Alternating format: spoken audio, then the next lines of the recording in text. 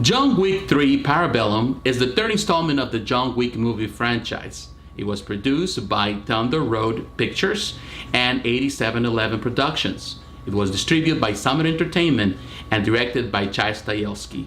Now, I'm a big fan of the original film. I wouldn't say it was the best film, the best action film of all times, but it was very entertaining. It had a lot of style, it had a lot of glam, I would say. It was a very sexy film, and I really enjoy it very much.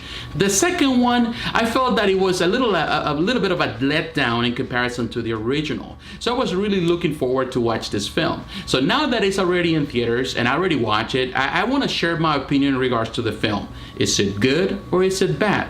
In the next couple of minutes, we're going to find out. The good.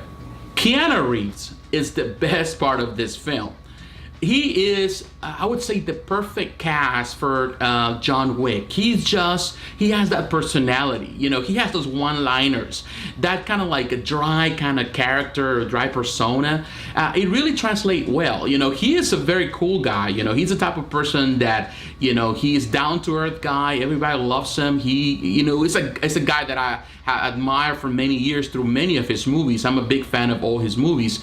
Some of them not as much as the others, but he's definitely a good actor in my opinion. Perhaps not the best actor, but he knows what he does and he does it well. And definitely in John Wick, he plays the part so well. The action scenes, you can see that there is pretty much a maturity in the way he does the action scenes. Those sequences where he is shooting and he's fighting. He's definitely good. He's going through a lot of training, and you have probably seen that in many videos on Facebook, on Instagram. He definitely puts all his heart into it, and definitely he makes this film work because he is the one playing the part, and this is the reason why you watch the film, because of Keanu Reeves playing John Wick. And this brings me to this point that makes this film very entertaining, is the action. This is an action film. It's a self-aware movie that knows what the people are paying the ticket for. They come to watch action. So the movie is full of it. This is definitely amps everything that was done on the first and the second one.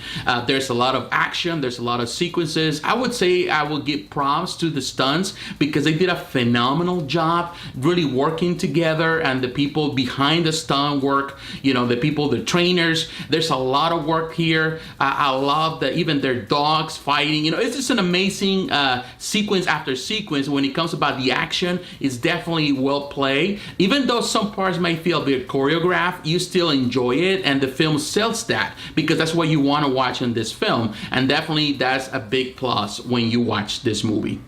Another great aspect of this film, and what I really enjoy about the John Wick franchise, is that we are seeing characters return from previous films. Like on the first one, of course, McShane has been in the franchise since the beginning. In this case, Laurence Fishburne, he was on chapter 2, and I really like them, and I like other characters that are returning here. And this is a very seasoned cast, actors and actresses that they are well known and respected, and they pour, their charisma into this character that they're portraying and make this movie shine because of that. I really enjoyed this part of the film.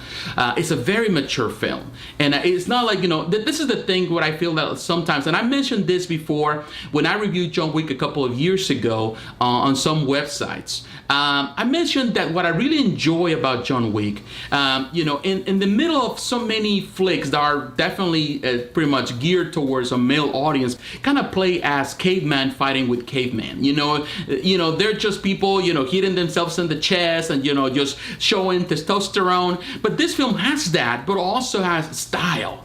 It has, that glare, that has a flavor that makes it a very unique, very cosmopolitan, very sexy film. And really, I like that because it really showcases that being a man is not just, you're just a guy that likes sports and likes people fighting each other. You also like style. Being a male is cool. Particularly in a time where it feels that, male movies are there's an attack towards, I would say, a male films or anything that has to do with males. This movie kind of proves the opposite. It's just full of testosterone, and that's the reason why a lot of males and a lot of guys love this film. But the surprising thing, there's a lot of even women that love this film because of that.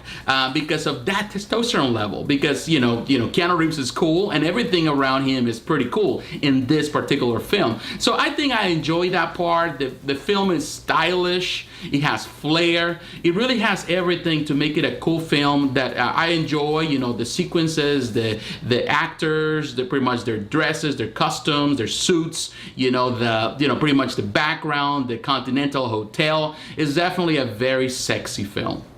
The Bat. Now it's time to talk about The Bat. As much as I love John Wick, and I'm a big lover of this franchise, even though I don't consider them the best films of all times, I enjoy them. For me, the original John Wick was a 7.5 easily, which means it's a very good film. The second chapter, I felt that it lost some steam, and there was a lot of action, but there was no plot, and I felt that went downhill because of that. And to me, there was a 6.5, which is above average. Now, with this film, I feel that even though it amps everything that happened on the second one, there's improvement, I would say, on the action scenes and all of that. This film lacks a plot, a real plot. It feels that the film is more trying to set the stage, and it is setting the stage for upcoming, installments in the franchise. It wants to expand the franchise. So in the middle of that, this film has no plot. It's just constant repetition. It's action after action scenes. And yeah, the action scenes are super cool, but because there's no real story, there's no meat, there's no potatoes and meats to this story. I feel that, it's just, you go there for 2 hours just to kind of get your mind entertained a little bit, and forget a lot of some things, and seeing people pretty much John Wick killing and dispatching everything that moves. And that part, I feel that, yeah, the movie is so self-aware of what it is, and it gives you that, but at the same time, there's no concise message. I feel that even though the first one didn't have a big message, at least it had a plot that was very engaging. And I feel that here is like only seeing John Wick killing everyone. And actually, the movie plays that part. It kind of plays even with the comedy. It has a lot of black comedy, which is part of this franchise. That black comedy kind of plays with that. It knows that, and it really gives you that. It's like you admire John Wick, and that's the reason you're watching the film. Not necessarily because you feel that John Wick is at peril here. So definitely that's a big downfall. I love Halle Berry. She is such a beautiful woman. And definitely as she gets older, she becomes more beautiful in my eyes. She is definitely a part of. A lot of people wanted to watch this film because of her. Some people don't like her, how it is, but some people love her, and I am one of them. And definitely I was excited for that when she was part of this film. And definitely she has great sequences here. However, and I'm going to say this, she was underutilized, or at least her character, not her as a portraying the character, because she did a good job, but she was underutilized pretty much as a character. She was just a plot device, not necessarily a character that had weight in the film. And definitely that was disappointing, because it seemed that her character didn't get anywhere. Perhaps the production, or in this case the director, in this case the studio, is trying to save her for a later time, which is very likely. But it feels that for this film she was there just for a moment, and that she was gone, not really given any changes or any weight to the story. And also I would say that she did a competent job in the action sequences, but you can see that she was not at the same level of Keanu Reeves. So sometimes you feel that she's a bit I would say sluggish in her movement, and also you can see the choreographed movements there, and people kind of holding their punches. So definitely it's something that you can notice primarily with her, not much with Keanu Reeves, because he's been doing this for quite a while, and so he's more seasoned about it, and he's more trained. And I feel that she did her best, and she tried really hard, and she looks very good at it, but you can see that she's still not as, I would say, as competent as Keanu Reeves is. A big disappointment for me in this story is the lack of a proper villain. Yeah, I will tell you one thing. Everyone is a villain here. Even John Wick is a villain. This is a movie about assassins. This is an assassin world. Everyone is evil here. Everyone wants to do something for their own benefit. Nobody's here because, they're good people, they're good Samaritans trying to help others. Even John Wick is trying to pretty much have his own skin. So everyone is bad. bad.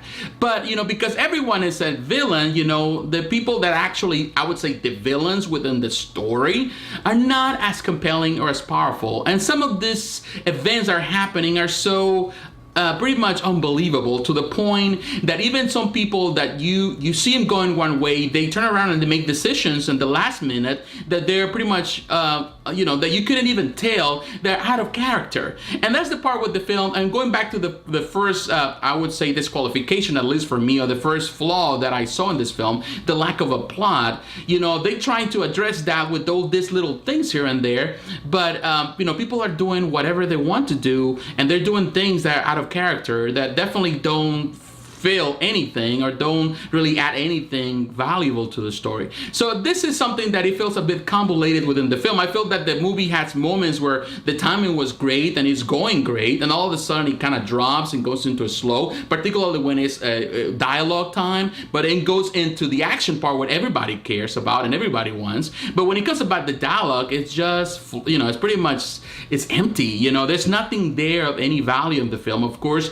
And, it feels that they, of course, like I mentioned earlier, the studio is trying to push this franchise for the next film or the next 2-3 films. And I feel that that's a disappointment. As I heard somebody mentioned on Facebook, it feels that this is becoming like the Fast and the Furious franchise, that the first movie was something and all of a sudden it pretty much became into something totally different in many different directions. And I feel that this is something that is happening here. And I hope that they can change that, because definitely this film is setting the stage for the next film.